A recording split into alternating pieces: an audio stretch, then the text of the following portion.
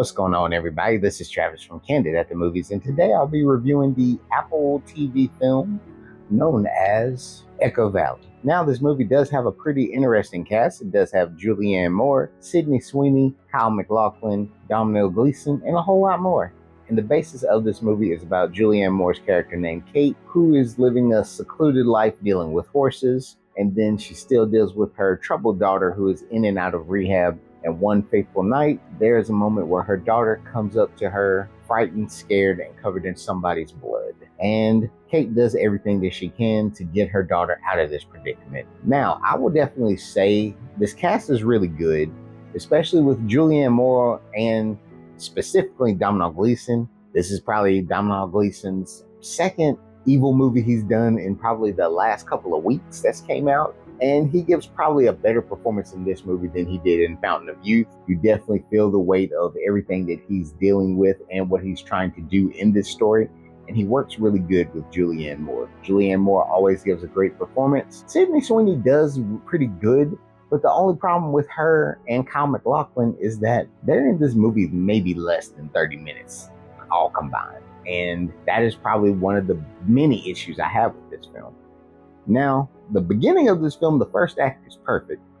The second and third act, it almost feels like it becomes a play because it just focuses on Julianne Moore and Domhnall Gleeson, and that is it. It focuses on that part. You really just sit there and you're like, this is supposed to be a thriller that becomes very unthrilling. The suspense dies down very quick in this movie. It's like, initially, when everything happens with Sydney Sweeney's character, you're sitting there like, oh man, what's going to happen? What's going to happen? It keeps going. And then right when it hits into the second act, everything dies down. It becomes very, very slow. And this movie is not that long. You would think this movie is like over 2 hours. It's right at 1:45. And definitely this is a film that, with everything combined to it, the look of it, the overall story, I thought this was going to be a sleeper hit, but it ultimately turned into a film that I really wished I didn't watch because I felt like I didn't get nothing out of it. Even with everything being solved at the end, it was still just one of those moments you were just like, all right, cool, I guess. And that's very disappointing.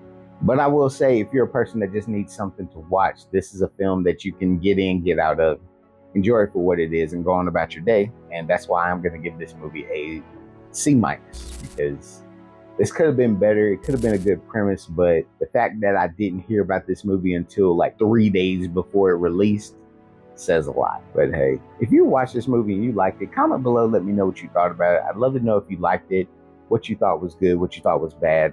Just love to hear what you thought about this film. This is Travis from Candid. We'll catch y'all later. Peace.